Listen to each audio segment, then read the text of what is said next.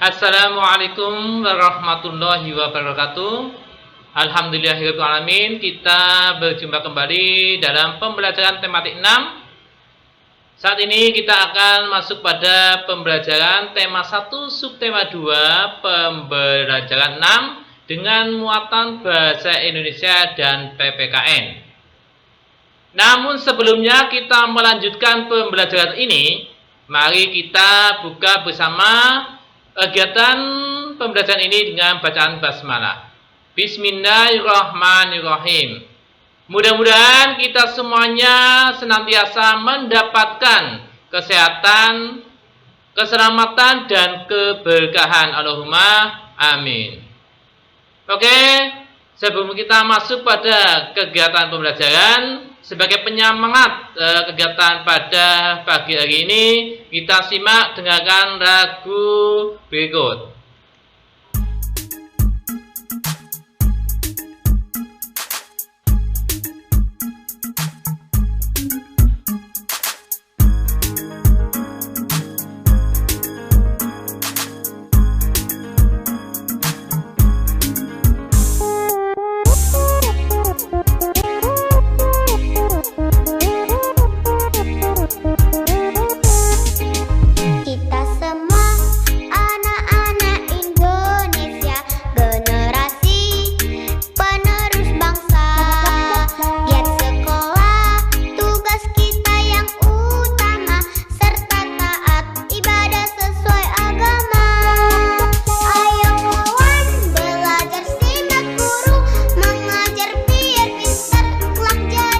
Mari anak-anak sekalian kita bergembira sambil menyimak lagu. Ya. Kita semangat, jangan malas. Nanti kita bisa tinggal kelas.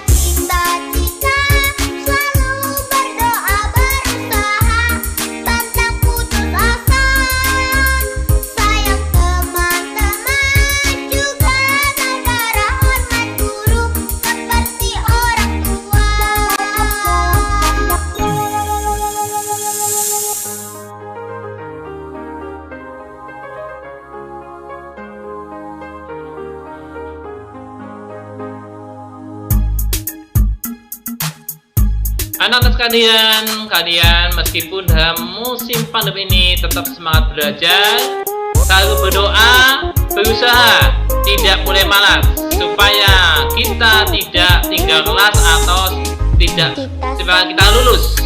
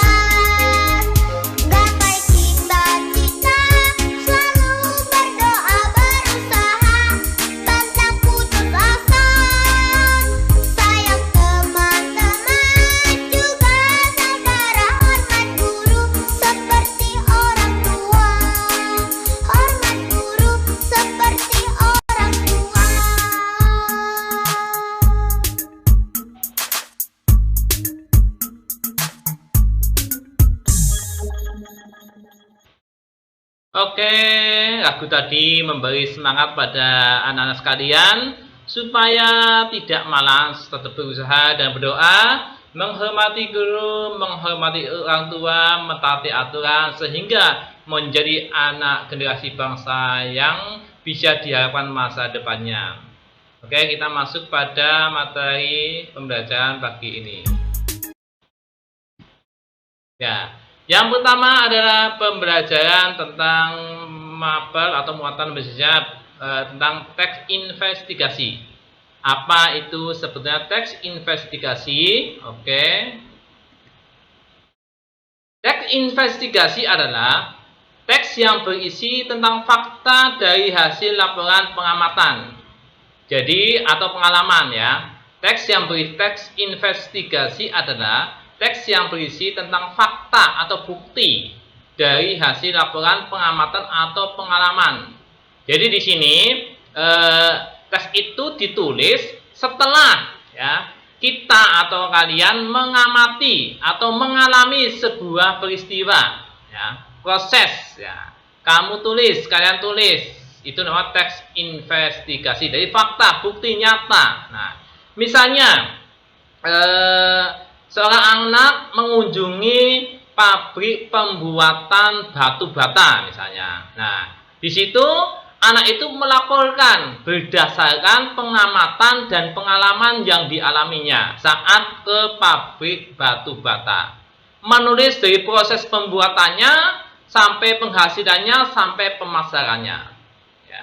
Atau misalnya kalian pergi ke kebun binatang. Nah, kalian melaporkan hasil pengamatan dan pengalaman yang telah dialami di kebun binatang itu. Itu namanya teks investigasi. Jadi fakta nyata yang sudah dialami kalian. Ya. Jadi teks investigasi adalah teks yang berisi tentang fakta atau bukti atau nyata dari hasil laporan pengamatan atau pengalaman. Ciri-cirinya seperti apa teks investigasi yang kalian buat? Ya. Di sini susunannya terdiri dari pengertian umum. Nah, menjelaskan tentang batu bata. Nah, kemudian apa? Batu bata itu apa? Ya, pengertian umum. Kemudian deskripsi bagian, fakta. Nah, kalian melihat prosesnya. Ya, fakta berdasarkan hasil wawancara atau dialog dengan orang yang memiliki produk batu bata. Dan kesimpulan, menyimpulkan hasil laporannya. Ya. Kemudian yang kedua cirinya adalah membuat informasi. Ya, informasi ini adalah berdasarkan fakta, bukti, ya, hasil bukti bahwa kalian sudah mengalami atau langsung turun ke pabrik bata atau kebun binatang, sana ke tempatnya. Kemudian fakta ditulis berdasarkan hasil penelitian. Nah ini, ya, harus hasil penelitian, tidak bohong. Investigasi pengamatan atau wawancara yang telah dilakukan. Jadi wawancara yang telah dilakukan dan pengamatan itu ditulis. Itu namanya fakta, bukti. Contoh teks investigasi. Nah, ayo lestarikan hewan dan tumbuhan langka Indonesia. Ya, ini bahasanya. Indonesia merupakan negara kepulauan yang kaya akan beragam jenis hewan dan tumbuhan. Setiap pulau di Indonesia memiliki hewan yang unik dan menjadi ciri khas pulau tersebut. Komodo di Kepulauan Nusa Tenggara Timur merupakan salah satu hewan langka yang dilindungi oleh dunia internasional. Pulau Komodo secara resmi diakui sebagai salah satu dari 7 keajaiban dunia. Pulau ini menjadi sebuah taman nasional yang dikagumi oleh masyarakat dunia. Taman nasional banyak terdapat di Indonesia, seperti Taman Nasional Tanjung Puting di Kalimantan, yang melindungi orang hutan. Tujuan dibuatnya taman nasional adalah untuk melestarikan hewan dan tumbuhan yang semakin berkurang jumlahnya. Nah, ini. Bertambahnya jumlah penduduk menjadi penyebab utama berkurangnya hutan tempat hidup hewan-hewan tersebut. Pembangunan gedung dan perumahan menjadi penyebab menyingkirnya hewan tersebut dari habitat aslinya. Perburuan liar mengakibatkan hewan tersebut berada di ambang kemusnahan. Ini kan nyata betul, ya. Hewan-hewan dengan adanya penebangan hutan secara liar akan mengurangi komunitas hewan, ya. Akan mengurangi komunitas hewan tersebut. Nah, ini nanti kita buat sebagai teks investigasi. Nah, ini menganalisis teks yang tadi menjadi laporan investigasi. Itu tadi berupa laporan. Kita buat sebagai laporan investigasi. Tadi cirinya adalah pengertian umum. Nah, langsung disimpulkan bahwa Indonesia memiliki banyak jenis hewan dan tumbuhan yang langka yang perlu perlindungan atau dilindungi. Di mana hewan atau tumbuhan tersebut terkadang dijadikan sebagai ciri khas daerah atau suatu tempat. Contohnya komodo di NTT, cendrawasih di Irian Jaya, gajah dan lain-lain, gajah Sumatera, ya, dan lain-lain. Ini pengertian umum dari teks tadi, ya. Kemudian deskripsi bagian dari teks tadi. Nah, bagian dari hewan-hewan tadi atau tumbuhan supaya hewan atau tumbuhan langka tersebut tidak punah, maka perlu dilindungi dengan tujuan melestarikan jenis hewan atau tumbuhan yang semakin langka jenisnya.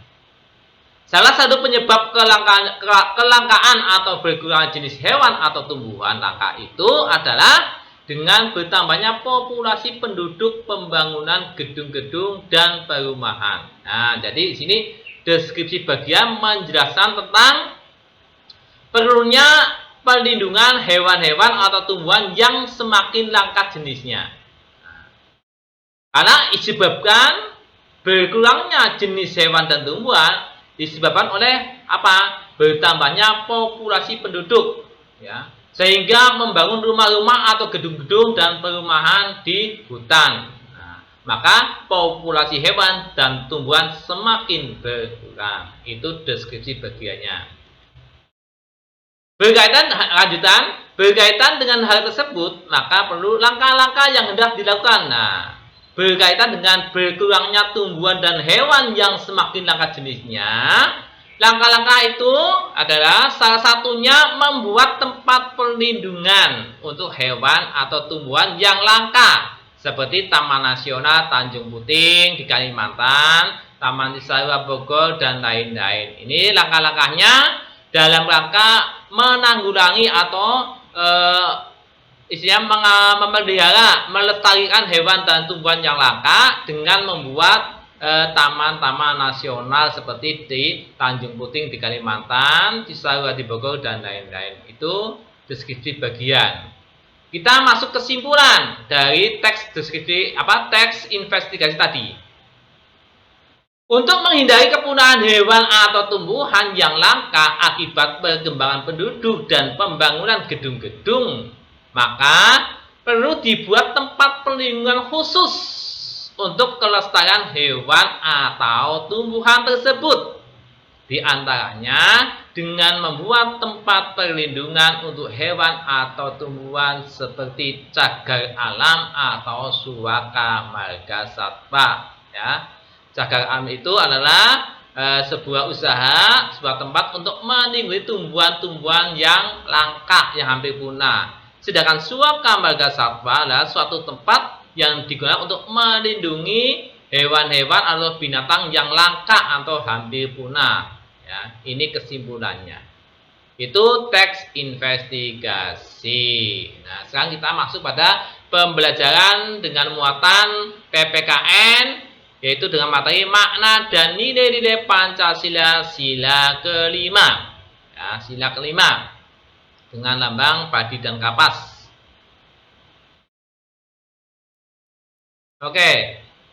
Contoh nilai sila kelima, ya. Contoh nilai sila kelima, ya. Yang berbunyi keadilan sosial bagi seluruh rakyat Indonesia. Nah, contohnya nilai yang terkandung dalam Pancasila sila kelima yaitu setiap rakyat Indonesia diperlakukan secara adil. Nah, jadi semua rakyat Indonesia, baik yang kaya, yang miskin, pejabat atau bukan, pegawai atau bukan, petani, anak kecil, anak besar, tua, muda, semuanya diperlakukan secara adil oleh negara. Ya. Jadi tidak ada pilih kasih, nggak memilih dan sebagainya, semuanya. Tua, muda, pejabat atau bukan, petani atau tukang batu, semua dilakukan secara adil oleh negara. Ya. Tidak ada golongan tirani minoritas dan mayoritas. Tidak ada pengelompokan, tidak dikelompokkan bahwa orang yang pejabat ke sana, orang yang bukan pejabat dihormati, tidak ada. Sama semuanya, ya, adil. Kemudian ada keseimbangan, keselarasan dan kesesuaian hak dan kewajiban rakyat Indonesia. Jadi semua rakyat Indonesia hak dan kewajibannya dihargai, ya, dihargai. Ada keseimbangannya antara hak dan kewajiban, ya, tidak terlalu berat kewajibannya dan haknya. Dan warga Indonesia sebagai warga kita harus bisa menyeimbangkan antara hak dan kewajiban. Contohnya, Ya, contohnya hak. Ya. Hak kita adalah menggunakan lampu listrik, ya, menggunakan PDAM, ya, menggunakan kendaraan bermotor. Tapi harus sesuai dengan kewajiban kita itu membayar pajak. Nah, sebagai warga negara itu punya hak, ya, hak hidup, hak memperoleh pekerjaan, ya. Kewajibannya harus taat kepada peraturan pemerintah atau negara. Punya hak untuk menggunakan listrik, menonton TV, menggunakan mobil dan sebagainya. Kewajibannya membayar pajak, maka harus seimbang sebagai warga negara. Terus selanjutnya kedermawanan terhadap sesama, sikap hidup hemat, sederhana dan bekerja keras. Nah, kedermawanan terhadap sesama, saling tolong menolong sesama, tidak pandang bulu. Tidak pandang bulu artinya tidak memandang antara agama, etnis, warna kulit, suku, tua, muda dan sebagainya, ekonomi dan sebagainya. Tetap harus kita sikapkan dengan sikap dermawan kepada sesama. Sikap hidup hemat, tidak boros, ya, tidak foya-foya, suka menabung. Nah ini suka menabung, ya, hidup hemat. Sederhana, tidak berfoya-foya, tidak norak, ya. Pakaian ya sederhana mungkin, yang penting baik dan rapi, sopan. Dan bekerja keras, tidak malas. Nah ini tidak malas sebagai siswa. Bekerja keras adalah dengan belajar giat dan tekun. Ini Pancasila sila kelima. Lanjut. Menolak adanya kesewenang-wenangan dan pemerasan kepada sesama. Nah, ini ditolak. Tidak boleh melakukan kesewenang-wenangan atau pemerasan kepada sesama, ya. Antara satu orang dengan yang lainnya, jangan sampai saling ada pemerasan, melakukan tidak sewenang-wenang, ya. Misalnya pejabat kepada bawahan, ya tidak boleh sewenang-wenang, ya. Begitu sebaliknya, kalian dengan teman-temannya tidak boleh sewenang-wenang, tidak boleh memeras, ya. Itu. Lanjut, menjunjung tinggi harkat dan martabat manusia, ya, bahwa negara itu pemerintah menjunjung tinggi harkat dan martabat manusia. Nah, dijunjung tinggi harkat dan martabat warga negara Indonesia, ya. Tidak disepelekan, ya, tetap menghargai, dijunjung harkat dan martabat sebagai warga negara. Ini nilai-nilai yang terkandung dalam Pancasila sila kelima, keadilan sosial bagi seluruh rakyat Indonesia. Adapun contoh sikap atau perilaku yang sesuai dengan sila kelima, keadilan sosial bagi seluruh rakyat Indonesia adalah memajukan perbuatan yang luhur, ya. Kita harus meningkatkan, selalu berbuat luhur kepada sesama. Adil terhadap sesama, ya, adil tadi sudah. Menjunjung tinggi nilai kebenaran dan keadilan. Kita harus junjung tinggi nilai kebenaran dan keadilan, nah, di lingkungan, di negara. Berani bertanggung jawab atas semua perbuatan. Nah, di sini, ya, anak sekalian, kita jika berbuat sesuatu maka harus berani mempertanggungjawabannya, ya. Berani mempertanggungjawabkan atas semua perbuatan yang kita lakukan. Misalnya anak tersebut mendapat tugas dari gurunya pada saat pembelajaran daring. Sudah saatnya ditumpuk tapi belum ditumpuk.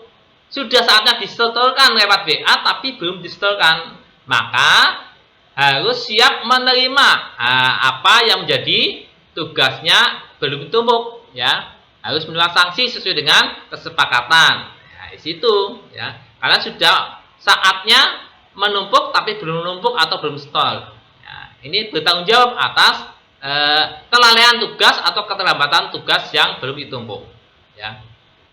Kemudian membiasakan hidup sederhana dan hemat. Membiasakan hidup sederhana dan hemat, ya. Hemat, tidak boros, suka menabung, ya. Ya, tidak foya-foya. Itu sikap perilaku yang sesuai dengan sila Pancasila ke-5. Ini contohnya. Bersikap dermawan, bersikap adil, membagi sesama, menyumbangkan, bersedekah, ya, bersedekah terhadap sesama. Nah, ini ada anak MI, anak madrasah yang sedang memberikan sedekah kepada di jalan dengan fakir miskin. Nah, terus yang bersikap adil, ya, Meskipun yang baju kuning itu punya hak makanan yang dimiliki, tapi dia membagi pada temannya dengan adil, sama besar, tidak berat sebelah. Ya, sama besar. Ya, meskipun kue ini miliknya yang pakai baju kuning. Hidup hemat, suka menabung. Nah, ini anak-anak sekolah, anak-anak madrasah yang mau menabung untuk masa depannya, ya, suka menabung. Itu contoh-contoh sikap yang mencerminkan Pancasila, sila kelima. Nah, sampai pada tugas mandiri anak-anak sekalian di rumah. Ya, tugasnya adalah lakukan kegiatan di rumah yang sesuai dengan pengamalan Pancasila sila kelima. Nah, kamu melakukan kegiatan atau perbuatan yang di rumah yang sesuai dengan sila kelima. Lalu ambil foto atau video, kemudian berikan penjelasannya dan kirimkan. Oke? Sudah jelas? Oke, mari kita tutup akhiri pembelajaran ini dengan bacaan alhamdulillah. Alhamdulillahirabbil alamin. Sekian billahi taufik wal hidayah. Wassalamualaikum warahmatullahi wabarakatuh.